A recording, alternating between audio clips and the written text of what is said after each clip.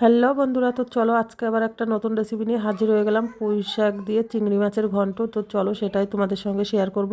তো দেখো, পুঁই শাক কেটে রেখেছি আর মাছটা ধুয়ে বেছে লবণ হলুদ মাখিয়ে রেখে দিয়েছি। এখানে কড়াই বসিয়ে দিয়েছি, দিয়ে দেখো কড়াইটা গরম হয়ে গেছে। তেল দিয়ে মাছটা আমি ভালো করে ভেজে নেব। তো মাছটা দেখো আমার ভাজা হয়ে গেছে।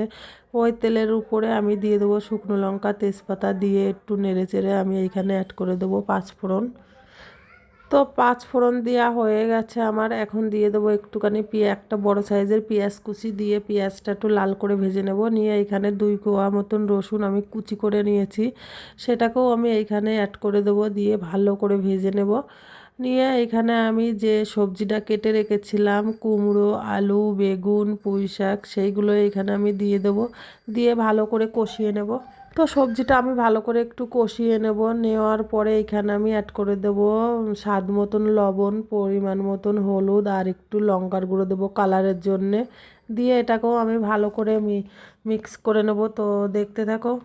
আর একটা আমি এখানে কিন্তু বড় সাইজের টমেটো অ্যাড করে দিয়েছি, দিয়ে তো এটাকে আমি ভালো করে নেড়ে চেড়ে 10 মিনিটের জন্য ঢেকে রেখে দেবো। তো দেখতে থাকো আমি কি করে তৈরি করি। এই রান্নাটা তোমরা বাড়িতে একবার ট্রাই করবে, খুবই অসাধারণ খেতে আর খুবই ভালো লাগে খেতে। তো আমাকে কমেন্ট করে জানিও কেমন লেগেছে। তো দেখো আমার 10 মিনিট হয়ে গেছে, এখন আমি ঢাকনাটা খুলে দিয়েছি, দিয়ে নাড়াচাড়া করছি।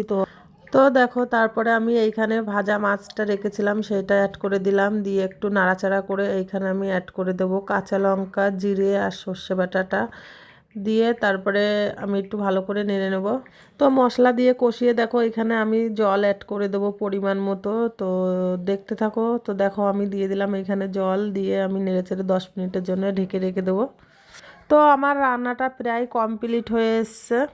আমার এই ঘরোয়া রান্না তোমাদের কেমন লাগে অবশ্যই কমেন্ট করতে ভুলবে না। তো ঢাকনাটা খুলে দিয়েছি, দেখো বন্ধুরা কত সুন্দর কালার এসেছে, দারুণ। তো এইখানে আমি অ্যাড করে দেবো একটু মিষ্টি। তো যে না খাবে স্কিপ করতে পারো, খুবই অসাধারণ হয়েছে খেতে। তো তোমরা এই রান্নাটা বাড়িতে একবার ট্রাই করতে পারো। তো বন্ধুরা দেখো আমার রান্নাটা কমপ্লিট হয়ে গেছে। তো ভালো লাগলে লাইক কমেন্ট শেয়ার করো, আর পেজটাকে ফলো করে দিও। আর নিত্য নতুন রেসিপি দেখার জন্য অবশ্যই কমেন্ট করো। তো টাটা, দেখা হবে নেক্সট ভিডিওতে।